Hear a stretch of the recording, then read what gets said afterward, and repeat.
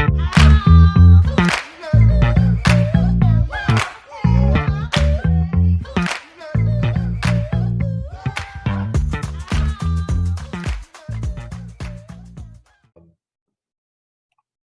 today we're talking about the legitimate uses of power.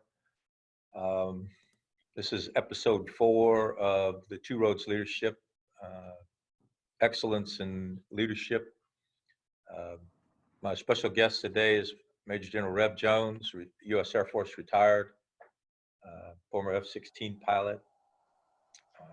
Well, currently, I guess you still are. You're just out of the cockpit for a while. Yeah, that's very non-current. As he wishes to in more detail. So, Rev, I think you and I've chatted a little bit about this subject offline. We've known each other for a few years now. So we've had this conversation a couple of times already, the different uses of power. So I just want to jump right in with both feet. You've got some interesting comments here in the comments that you sent me. So I'm looking forward to hearing those. But really what this series is for is we're talking peer-to-peer to other businessmen and businesswomen in this industry about how to set up a business, how to build a pipeline, how to do operations, how to do human resources. So this week we're focused on leadership and the uses of power and the appropriate uses of power. So I'll let you jump in with both feet. Introduce yourself a little bit, give us some of your thoughts on where your head is on this issue. Yeah, thanks, JR. So, as you well know, I spent 31 years in the Air Force, and so I was very fortunate to be able to grow up in essentially a leadership lab. I tell people all the time, I am not a leadership expert. I feel like I have experience, but it was on the job training, and I, unfortunately didn't have the opportunity to spend a lot of time, studying the true aspects of leadership. So I always caveat the fact that I enjoy doing these conversations, but I'm by no means ever represent myself as an expert in any of these. Just a lot of scars from over the years and learning in the school of hard knocks. When you asked me to do this, JR, I was very excited about the opportunity, largely because we tend to talk a lot about leadership in different aspects. But when you get down to the fundamental, what I will consider some of the foundational constructs of the application of power in leadership, I found that too often, and we can talk about the formal and personal elements, be it coercive, reward, positional, or expert, referent. But more importantly, I tend to find that people equate power and tend to look at power as being aligned with already an established leadership role. Mm-hmm.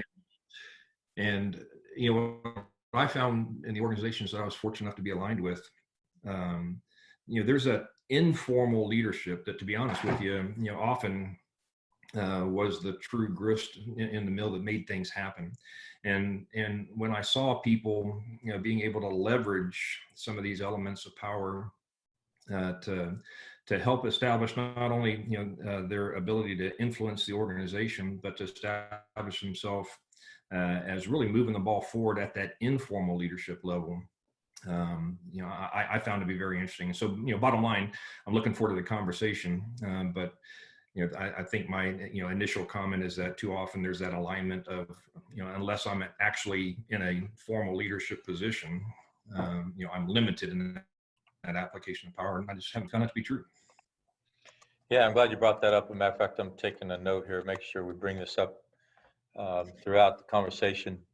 And that's what it is a conversation. So you bring up two subjects that I find very interesting and I'm very passionate about. And one is the different kinds of power and when they're appropriate, when they're not, and perhaps if you have an ideal power that you'd like to discuss. And then the role of formal and informal power.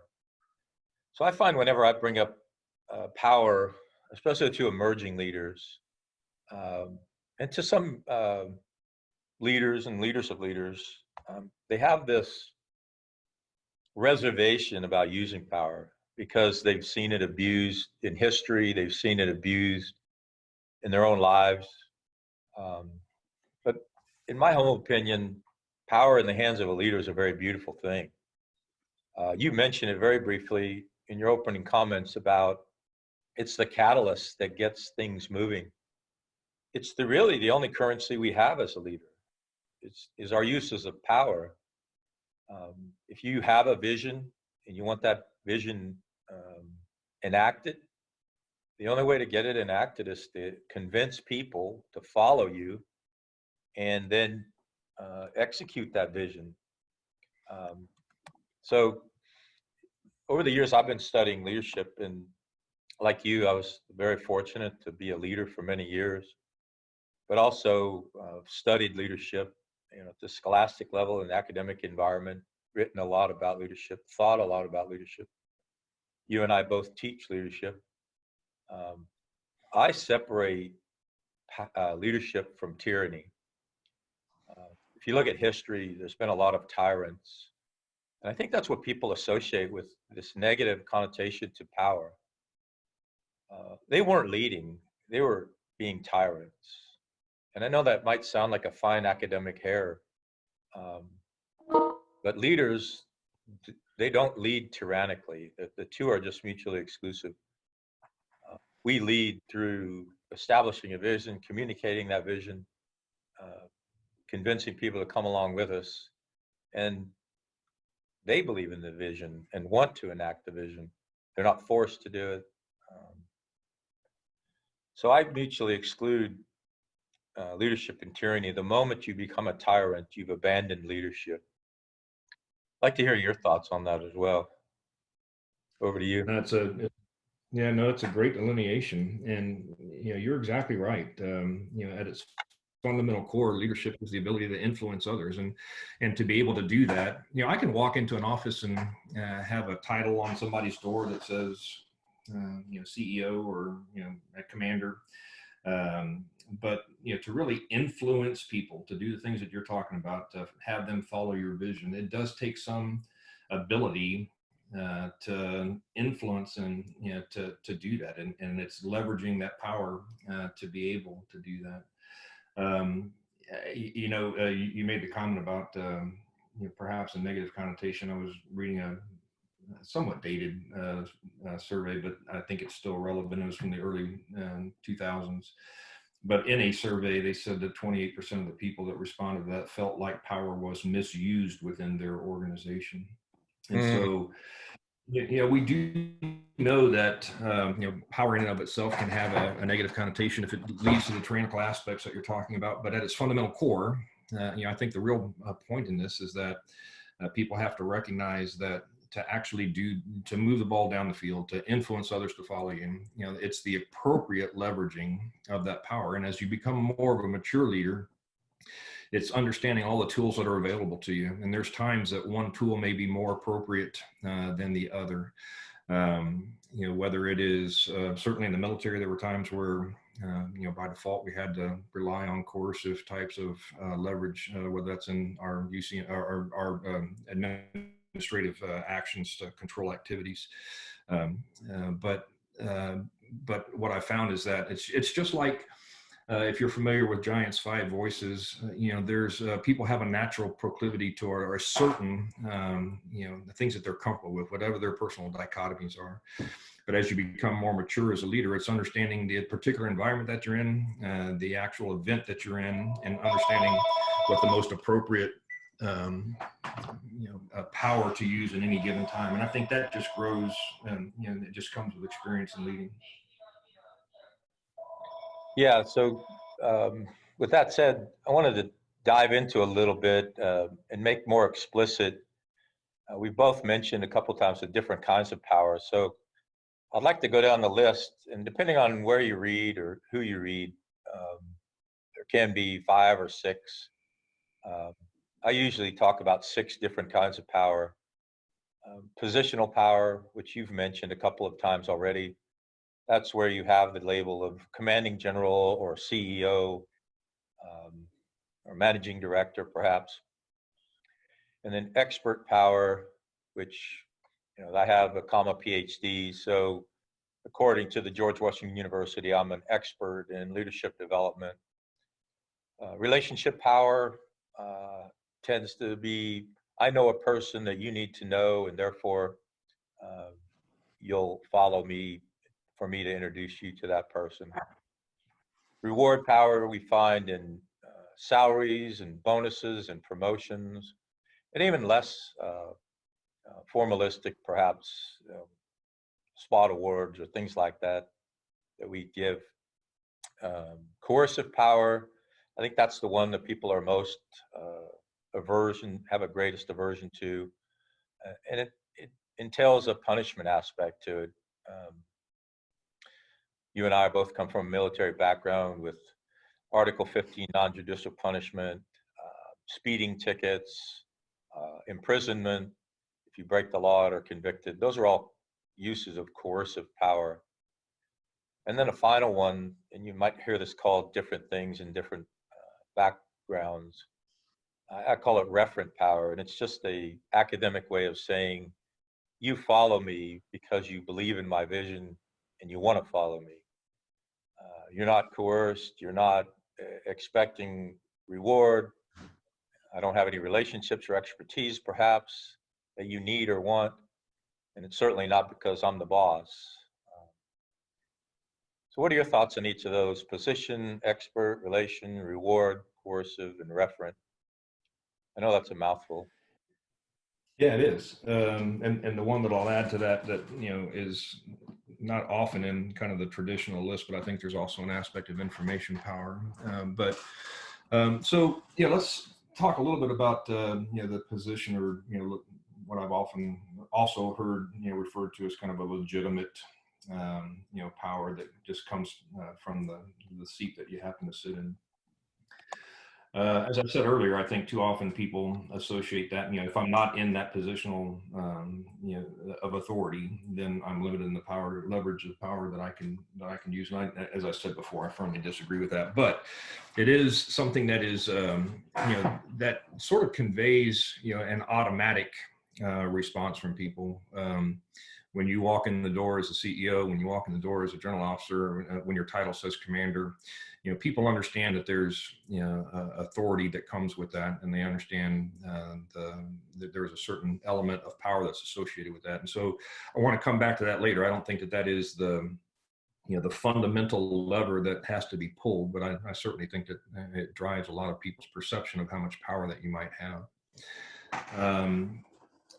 Some of the things that, that I found over the years is that of the ones that you've listed, and again, it's all situational dependent, but I think that there's a certain power associated with, being an expert.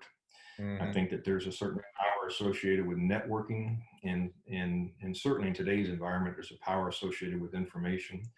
And controlling that level of information. And those three tend to be ones that I think are perhaps more prevalent and for lack of a better term, powerful in terms of moving the organization in the way that you need to be. In terms of the expert, so I found it interesting. I know you're familiar with the Air Force's version of the weapons school. And that's where we take people out of their, particular tactical system that they're in, and we literally give them the equivalent, what I'll call an operational PhD in the application of the system that they are associated with. I found it interesting, JR, when I was, so I went to weapons school when I was a mid-level captain. As I went to the weapons school, I took all of the knowledge that I had accrued to that point. I went through this 6-month immersion. At the end, they give you a patch to put on your shoulder that says you are a graduate of the weapons school. When I came back to my squadron, to be honest with you, 80% of the things that I talked about, 80% of my brief, 80% of the way that I presented an operational problem was the same as before I left. But when I walked in the door with a weapons school patch on, all of a sudden, you have an instant pedigree. There's a certain amount of credibility that's associated with that. And I think, that expert power is a huge, a huge influence in being able to establish that credibility, to have people go, that's the person I should listen to. I think in today's age, information power also is, a strong lever. And I've seen that both used wisely and I've seen it used very inappropriately. I've seen people from a negative sense that will try to establish their power, will try to establish their overall influence by shepherding information, that will try to withhold information so that they can walk in and be the smartest person in the room. And I've found that to be an extremely negative impact. And while they may think that that provides them some level of power, actually the detriment to the organization far outweighs that, because when they choose what they share and when they share it, it overall becomes kind of the theory of constraints in terms of continuous process improvement. They become the limiting funnel on what the organization has available to them. The networking piece, I think, in today's environment also is huge, not only in terms of furthering your value to an organization by the network that you establish and your ability to leverage that, but also just in terms of opening opportunities for the organization within which you reside. And so having that, that network and being able to leverage that certainly provides a significant amount of power and value to it. And I think I'll finish with, I'm sorry, I'm rambling on here a little bit. Oh, you're good. Yeah, good. Yeah, I find the referent power also interesting. As you said, that's where somebody just by their personality, by the combination of characteristics or charisma, that somebody that just overall comes across as being trusted and respected. And I think that in of itself brings value. If in fact that's the only thing you bring to an organization, we can talk about this later. Then that also kind of sets an organization up for failure, because somebody may think individual X is the person with the V-shaped chest and the square jaw, and every time they smile, the sun glints off their teeth, and they go, "That's the person I want to follow." But actually put in a position of leadership, if that's all they have going for them, it tends to be something that can help you, but also that can't be the only lever that you rely on. So, and then finally, I do think that the reward is a great opportunity, now typically, as you've already alluded to, that lever of power to me is largely associated with positional power that you have for your ability to actually be able to do that. And so, that is, when we're talking about motivating people, when we're talking about trying to drive them to higher levels of performance, it's a great tool. But I also think that too often that reward piece is tied to, whether I get my bonus or whether I get stock options. The reward can be simply, the public acknowledgement of, hey, you did a great job on this, and as a result of your actions, this happened. Just that, that basic acknowledgement and reward for an activity that has been well performed is a really powerful, inspirational tool. Yeah, you bring up several interesting points, and thanks for all those insights. I tend to think about a continuum of maturation when I think about power. And you look at it more of as a fluid. And I really like the way you phrased that, because you've given me some new insights. So when we're young in our careers, and you've heard me talk several times about the technical, cognitive, and emotional continuum of your career. So when you're early in your career, you describe yourself as that young captain learning all of those technical skills in weapons school. And then as you matured into your higher and higher positions, not necessarily rank, because a lot of our listeners don't have military backgrounds. So as they get promoted in their careers, moving more into a cognitive space of decision making and data collection and analytics. And then at the very senior levels, more focused more on that relationship building and the emotional intelligence. But you're right, if you don't have those foundations of technical and cognitive, you can't stand on the top of that pyramid with any legitimacy. You can't reward someone, you can't punish someone enough to make them follow you if you're not technically competent, and they think you actually do care about them, and are concerned for their welfare, have some of that expertise, have some of the information that they need. So it is a fluid relationship, the right kind of power at the right time. But I'm a firm believer in, I take a little bit different look at charisma. I know it's gotten a bad rap over the years because charismatic leaders are often the tyrants. And so there's some association in there, or they're technically incompetent and they've just accumulated power in other ways, and they're not necessarily legitimate in their power.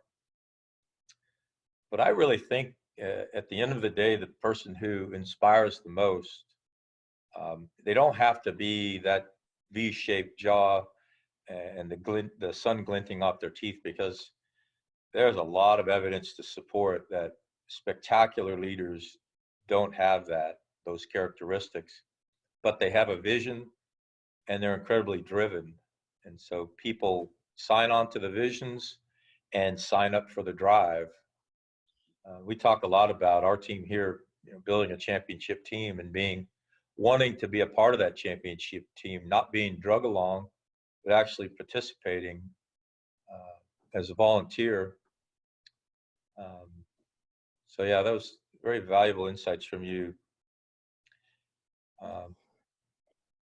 But let me make sure you didn't misunderstand. To follow up on that, I absolutely agree with what you said. I think people will tend to, there's a certain aspect of having a charismatic leader, Mm-hmm. but I absolutely agree with you. That charisma is only going to get you so far, and so there certainly are. You have to be able to have the other foundational aspects to truly be a rounded leader.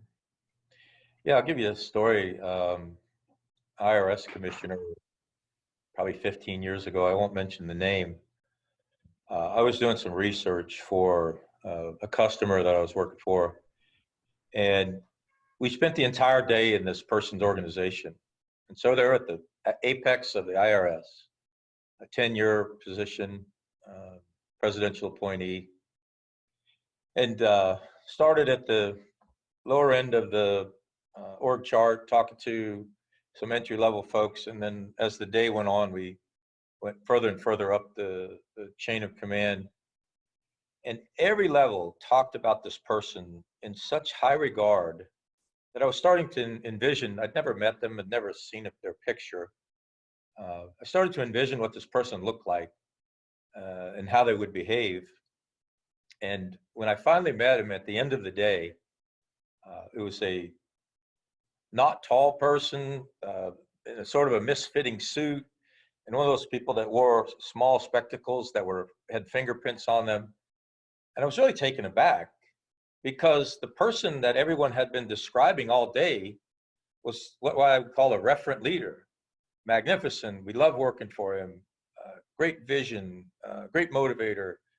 But when I walked into the room, here was this non-charismatic person who had created a sense of charisma through their vision and actions. And it's really struck home with me, even 15 years later, how powerful that aura of charisma that he had created over his years at the organization. So what I'd like to ask you next is, if you were to give advice to an up-and-coming leader about power and the different kinds of power, they might not be in the positional power. They might have to rely on the informal powers of information, expert, relationship. They don't really have the opportunity to reward or be coercive. How do they start creating, collecting, and using power if they don't have any of those tools available to them? Yeah. So, I think at the perhaps lower level, I'll use myself as an example again. I've already alluded to the weapons school example, but without that positional authority, to where you have the ability to largely do what I'll call standard rewards, where you have the ability to, when required, use coercive power. Um, I think at those early levels, it's really establishing the value that you bring to that organization to establish, your foundation as an informal, what I tend to refer to as an informal leader. And that is, initially, that, becoming an expert, for lack of a better term, but having that ability to really understand the processes, to go beyond just, an understanding at face value of what we do, but establishing yourself as the person that they can go to go, Mm-hmm. I'm a little stuck on this. What do you think? And they Yeah. value that. And so, early on, I think it's establishing that expertise. What's interesting, I think, is that the further that you go, that technical expertise tends to need to be melded with that leadership expertise. You no Mm-hmm. longer, the higher you go, people don't necessarily care if you're in an engineering firm, that you are the best engineer in that organization. It's really your leadership expertise and your leadership competence, and that will help take that organization forward. But certainly initially, it's establishing that level of credibility as an expert. And then, as I said before, I think networking is also a huge piece, to be able to Mm-hmm. understand how those pieces fit together. Too often, I think, I'll use myself again as an example. When I was growing up, all I really cared about was how to be the best F-16 pilot in the Air Force. I didn't really take the time to understand the enterprise level as a junior officer, understanding how do I fit into the joint organization? What are the other Mm-hmm. aspects within this behemoth that we call the Air Force? And so my view was really limited by the prism that I looked through, which was an individual aspect. And so having that network, to be able to understand the rest of the organization, who can help me with this problem? If we're struggling, is somebody else struggling, so that I can try to figure out, how do we help each other? Who can I benchmark off of? How do I find different ways to increase my awareness of the issues that we're dealing with? And so I think, like I say, that technical, being an expert in the process, establishing your credibility, building a network that enables you to leverage beyond what your individual limitations might hold you back to.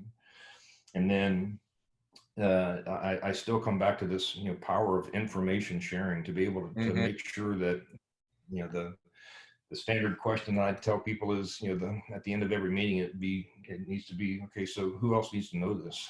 So Mm-hmm. that we're getting those, that information across, and accelerating the organization in parallel. Yeah, and I do agree with you on your comments about hoarding power or hoarding information, sorry, to retain informational power. Um, if you follow any one of these types of power too far, they're going to fall apart. Position power, you can only get away with saying, I'm the boss, that's why, so many times. And really, probably your first 100 days in the chair, people will say, okay, you're the new CEO. Yeah, I'll listen to you. But that lasts for 100 days or less. Um, Expert power, information power, people, you hear stories of hoarding both of those because they're afraid to dissipate their power. But really, by giving it away, they grow their other kinds of power, their relationship power.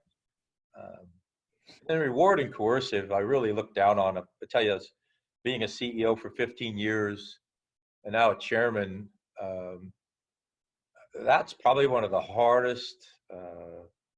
When's the carrot and when's the stick? Decisions of a leader. They both have their place. Um, I know I would drive faster if they didn't get more speeding tickets. Um, so coercive power works on me in that regard. I love cruise control. I set it and just forget it. But you can only give somebody so many Oreo cookies, or you can only give them so many speeding tickets until it's lost its effect. Um, so for me, and you might think about, I don't want to get too academic, but Maslow's hierarchy, and as you climb from, this, do I have a safe place to sleep, and do I have food, to this empowerment and fulfillment, and then self-actualization at the top. Um, in some regards, in my mind's eye, referent power is that self-actualization of leadership.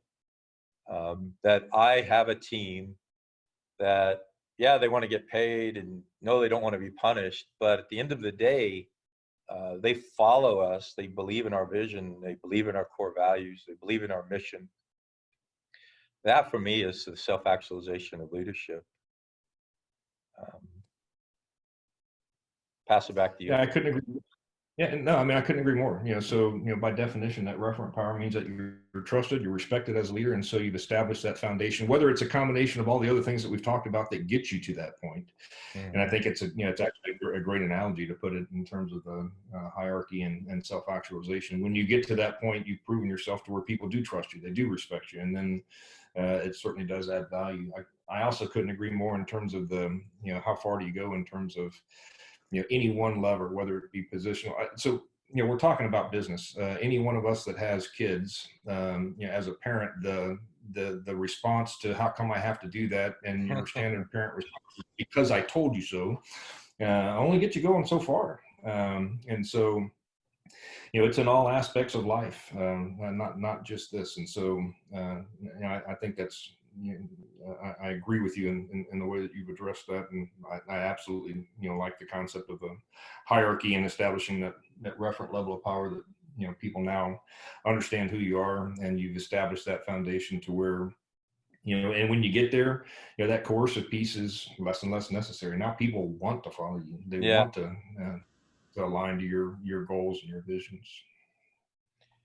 Yeah. And before we move off of this, I think in my research and experience that over time, you move away from some kinds of power and towards others, and not just in pursuit of referent power, but when you're the young technical captain and you want to be that major general, you talked about you had to start learning about the enterprise.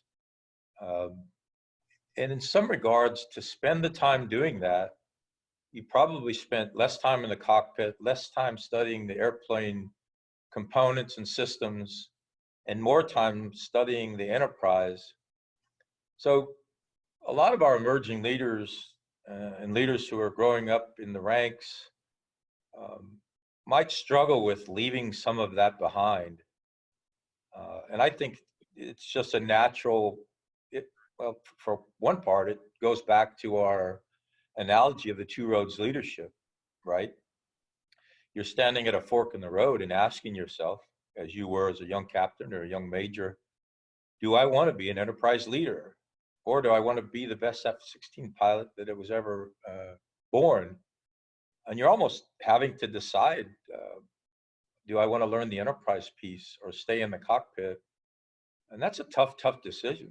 And, it's not by irony that that's the name of our leadership is we're constantly standing at those two roads and asking ourselves, which is the best one for us, for our family, and for our organization? What are your thoughts on that as you were a young up and coming officer? Yeah. No, that's a great question.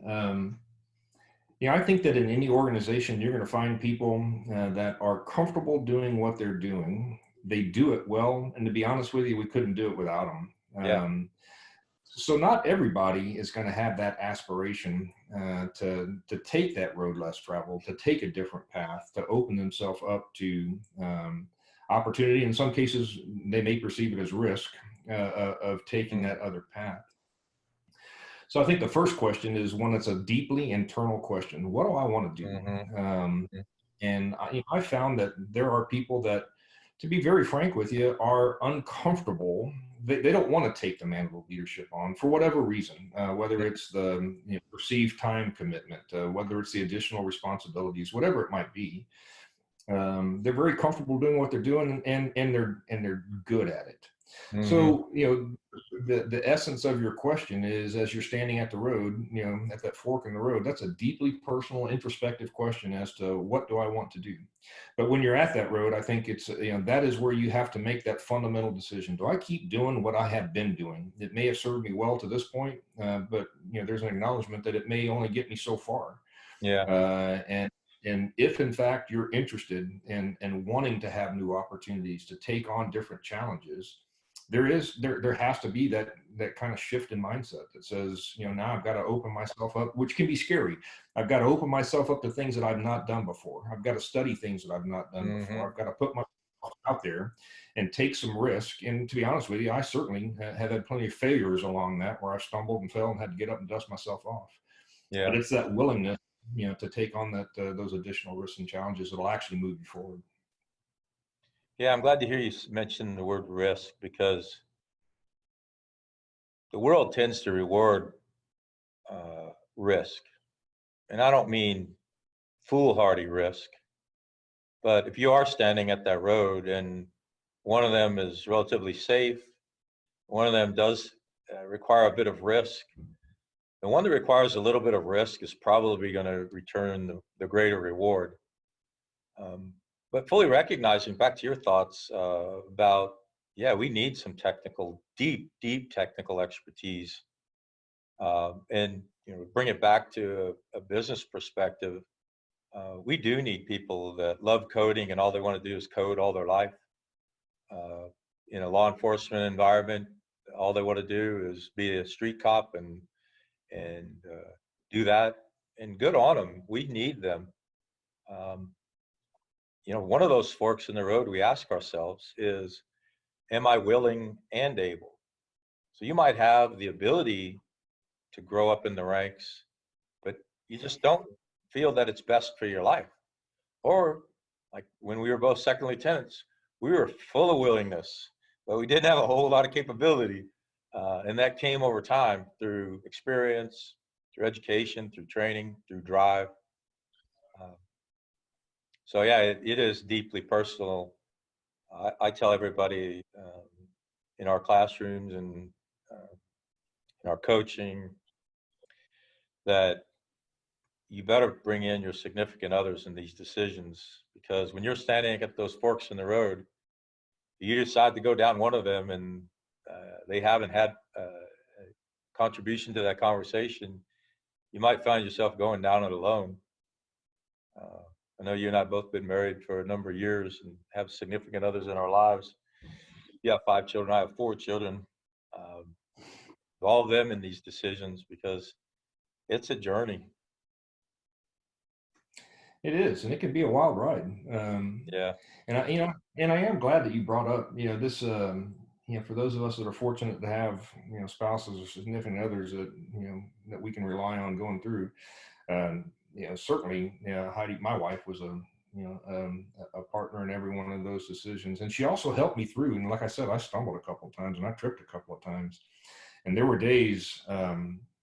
I can vividly remember JR rolling over in bed and tapping my wife on the shoulder and say, "Hey, tomorrow, remind me I'm having fun." Because right now I've got the weight of the world on my shoulders. But it does. It needs to be a collective decision, and that will help, I think, in the reinforcement of the commitment that it takes. I mean, I'm not implying that to move yourself up the chain is a gargantuan task, but it does take a commitment. It does take, and it's not just a commitment and effort. Too often I've seen people that are concerned about the assuming higher mantles of responsibility with any company or any organization, and what they tend to fall back on is the time associated with that. So it's not just a commitment of effort. It's a commitment to learn things. It's a commitment to go outside of your factor. It's a commitment to, if I had progressed up the ranks in the Air Force, knowing nothing else than I knew as a second lieutenant, and granted, I thought as a second lieutenant I knew everything, but I was woefully ill-informed. So there's just no way to progress up and still have that mindset, still have that reference point that you have when you start in the organization. So it takes that commitment to go beyond just what you're doing every day and to really take the effort, not just in time, but mostly in a commitment of expanding your horizons and learning the things that will make you more valuable at higher levels. Yeah, absolutely. Thanks for those insights. So one of the things I asked you as you were getting ready to come on today was bring in a positive example of leadership uh, in the topic of power. So you had here one of your group commanders. Without giving away too many details, can you tell us that story? Yeah, so I was in an organization where one of my subordinate commanders just really wasn't working out well, and it gets back to that hoarding of information and trying to make sure that he was the only one that I could talk to get what I needed to learn, and it didn't bode well, and our organization suffered for it. I took the time to do some research on who I wanted to bring in behind this person. And back to your point of a charismatic leader, but also somebody that had the technical expertise. It took me a little bit of time, but I found the person that I felt was the right one to bring into the organization. And JR, this organization was on a downward slide, like you read about. But we brought in somebody. I had a history with him. I knew him, so there was a certain amount of trust in bringing him in. But as sharp as that decline was in terms of the overall health of the organization, when we brought somebody in that had an understanding of how an organization needs to work, more importantly, how to lead, how to use these elements of power, as sharp as that decline was, it was even sharper in the recovery process. And so it showed me that when you have somebody that is a mature leader, that understands, what's the right voice to use at the right time. And again, I'm not talking about our spoken voice, but back to, Right. Your personality, and when to use the appropriate levers of power. It was fascinating to watch. And from my perspective, I was very grateful to see, how you can, how much a difference an individual can make in an organization's overall health. And so, like I said, he turned that organization around in a matter of months, and they ended up being one of the strongest organizations within my whole command. Yeah, thanks for that. Yeah, I think back to just last week.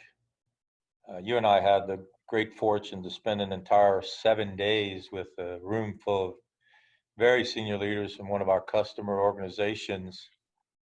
And the number two person in the organization spent the entire 7 days with us. And that speaks so loudly about not only the referent power this very senior person was demonstrating, because to a person, everyone in the room um, apparently would have followed this person anywhere. But to spend 7 full days, to include a Saturday and a Sunday, away from his family for no reason other than to strengthen the leadership of everyone else in the room, I think speaks so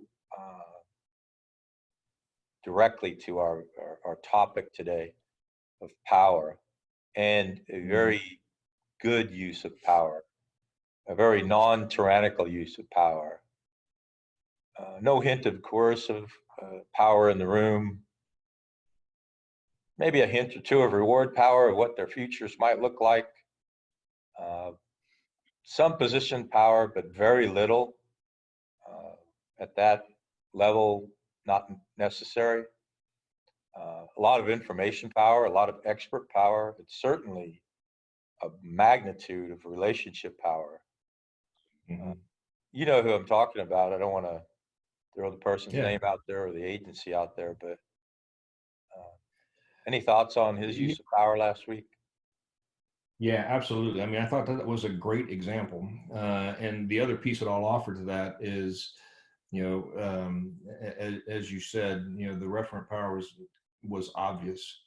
What I also enjoyed seeing was with the people that were present in that,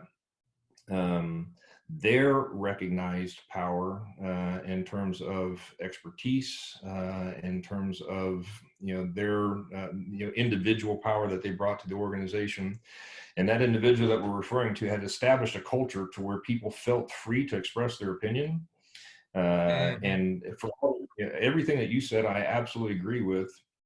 What I'll amplify that with is I thought it was great to watch this leading individual during conversations of very difficult problems and challenges that organization has to deal with, as people spoke, that individual, the leader that was in the room was taking notes, was really absorbing that information, and will continue to use that. So it was a good example to me of that trust, having that ability to leverage the expertise within your organization, establishing that culture that enables that very frank level of feedback.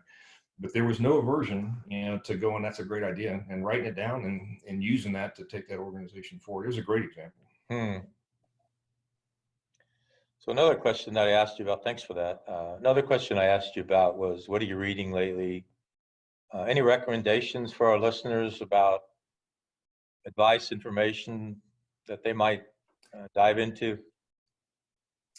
Yeah, I'm embarrassed to tell you that I'm not reading a book right now, that's particularly focused on leadership, and I probably should.